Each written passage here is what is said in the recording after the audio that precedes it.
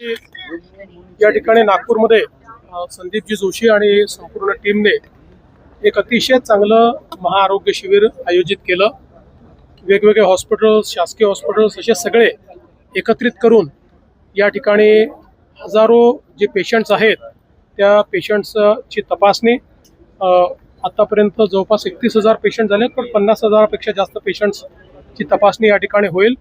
त्यातल्या ज्या पेशंट्सला वेगवेगळ्या प्रकारच्या उपचारांची आवश्यकता आहे, कोणाला ऑपरेशन्सची आवश्यकता आहे, तेही मोफत करण्याचं नियोजन या ठिकाणी केलेलं आहे।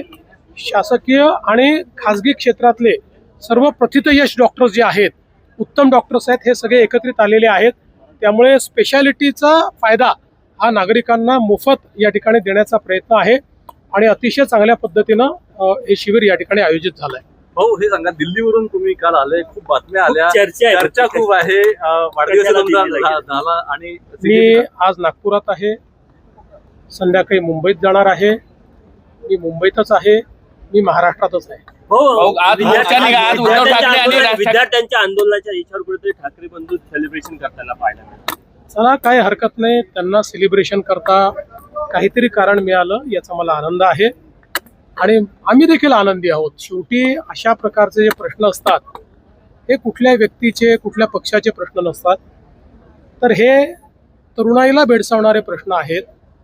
त्यामुळे त्या संदर्भात मोदीजींनी संवेदनशीलता दाखवत जे काही निर्णय केलेले आहेत, देशाचं हित महत्त्वाचं असतं, ते लक्षात ठेवून अशा परिस्थितीमध्ये जे काही निर्णय करणं आवश्यक होतं ते सगळे निर्णय मोदीजींनी केले।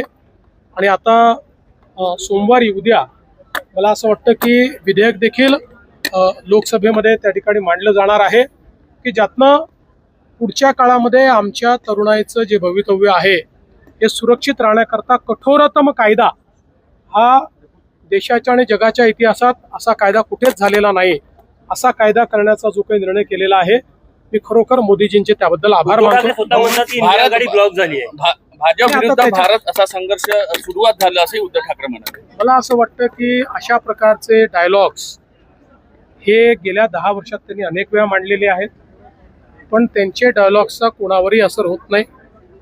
संपूर्ण भारत मोदीजींच्या पाठीशी आहे। एक रात्री 1 वाजता टाकलेला मोदीजींचा व्हिडिओ हा इंस्टाग्रामचे जगातले रेकॉर्ड तोडतो, याच्यावरूनच लक्षात येतं की भारत कोणाच्या पाठीशी आहे।